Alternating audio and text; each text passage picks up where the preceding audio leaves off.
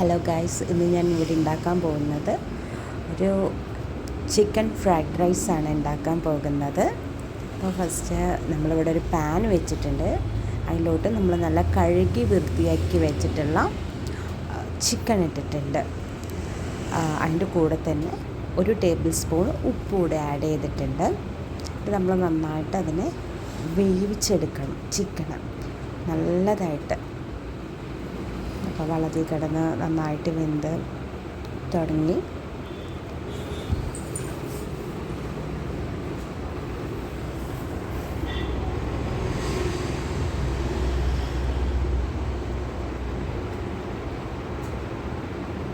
വെള്ളമൊക്കെ വറ്റി തുടങ്ങി. അതിന് ശേഷം നമ്മൾ ഈ ചിക്കനിൽ നന്നായിട്ട് ഒരു 5 ഗാർലിക്കില്ലേ, അത് ചെറുതായി കട്ട് ചെയ്തത് ആഡ് ചെയ്തിട്ടുണ്ട്. വെള്ളം ഫുൾ വറ്റിക്കഴിഞ്ഞ ശേഷമാണ് ഞാൻ ആഡാക്കിയിരിക്കുന്നത്. പിന്നെ ഒരു ടേബിൾ സ്പൂണ് പെപ്പർ പൗഡർ അതും കൂടി ഇട്ടിട്ട് നന്നായിട്ട് മിക്സ് ചെയ്തിട്ടുണ്ട്.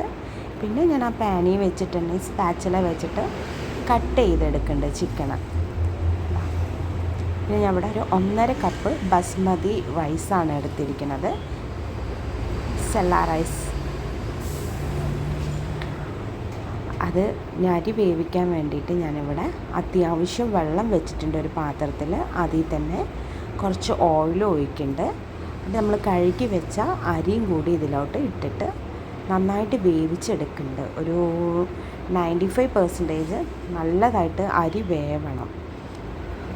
ഇതിൽ കൂടെ തന്നെ ഞാൻ കുറച്ച് ഉപ്പിട്ടിട്ടുണ്ട്. അരി വേവിക്കാനുള്ള ഉപ്പൊടി ഇട്ടിട്ടുണ്ടായിരുന്നു. അതിൻ്റെ വീഡിയോ ക്ലിപ്പ് മിസ്സായി പോയതാണ്.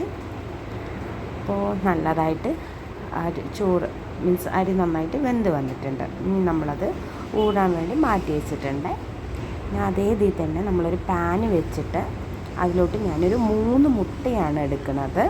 മുട്ട നന്നായിട്ട് സ്ക്രാമ്പിൾ ചെയ്തെടുക്കണം. അപ്പോൾ മൊത്തം 3 കോഴിമുട്ടയാണ് എടുത്തിരിക്കുന്നത്.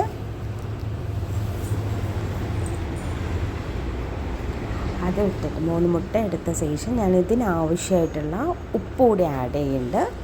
പിന്നെ അതുപോലെ തന്നെ അതിനാവശ്യമായിട്ടുള്ള പെപ്പർ പൗഡർ, കുരുമുളക് പൊടി കൂടി എടുത്തിട്ടുണ്ട്.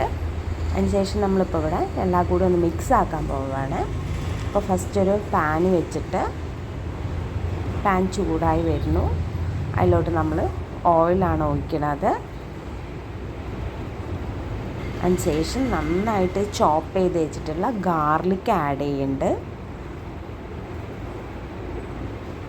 പിന്നെ അതേപോലെ തന്നെ ജിഞ്ചറും കൂടിയിട്ടാണ് ആഡാക്കുന്നത്.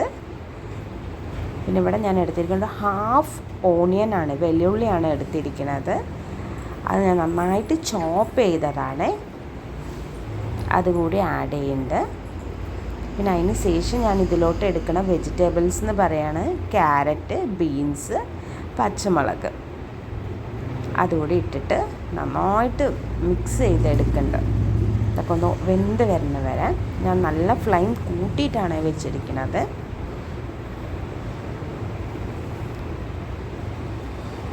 പിന്നെ അതിനാവശ്യമുള്ള ഈ വെജിറ്റബിൾസ് വേവാനുള്ള ആവശ്യത്തിനുള്ള ഉപ്പ് കൂടി ആഡ് ചെയ്തിട്ടുണ്ട്.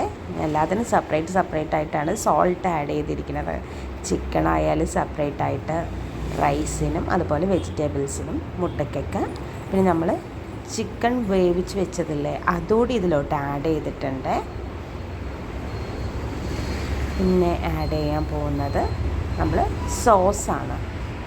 1 ടേബിൾ സ്പൂൺ സോയാ സോസും അതേപോലെ തന്നെ ടൊമാറ്റോ സോസാണ് ആഡ് ചെയ്തിരിക്കുന്നത്.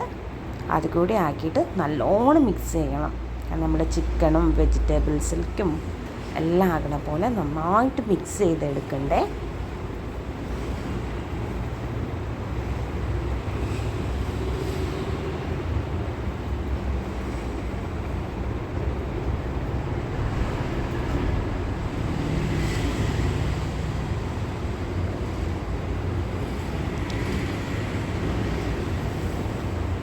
ഇനി ഞാൻ ഇതിലോട്ട് ആഡ് ചെയ്യണത് എഗ്ഗാണ്. സ്ക്രാമ്പിൾ ചെയ്ത് വെച്ചിട്ടുള്ള എഗ്ഗ് കൂടി നമ്മളിതിലോട്ട് ആഡ് ചെയ്തിട്ടുണ്ട്.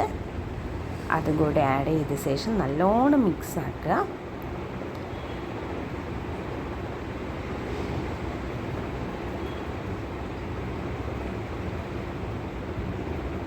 ഇനി നമ്മൾ വേവിച്ച് വെച്ചിട്ടുള്ള റൈസ് കൂടി ഇതിലോട്ട് ആഡ് ആക്കുകയാണ്.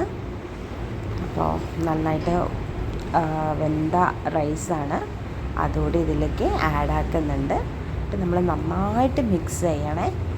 നല്ലോണം പറഞ്ഞാൽ നല്ലപോലെ നമ്മൾ മിക്സ് ആക്കണം. കാരണം വെജിറ്റബിൾസിൻ്റെയും എഗ്ഗും ചിക്കനും പിന്നെ സോയാ സോസ്, ടൊമാറ്റോ സോസ് എല്ലാം ഇതിലോട്ട് പിടിക്കണം. റൈസിലും നമ്മൾ നന്നായിട്ട് മിക്സ് ചെയ്യണേ.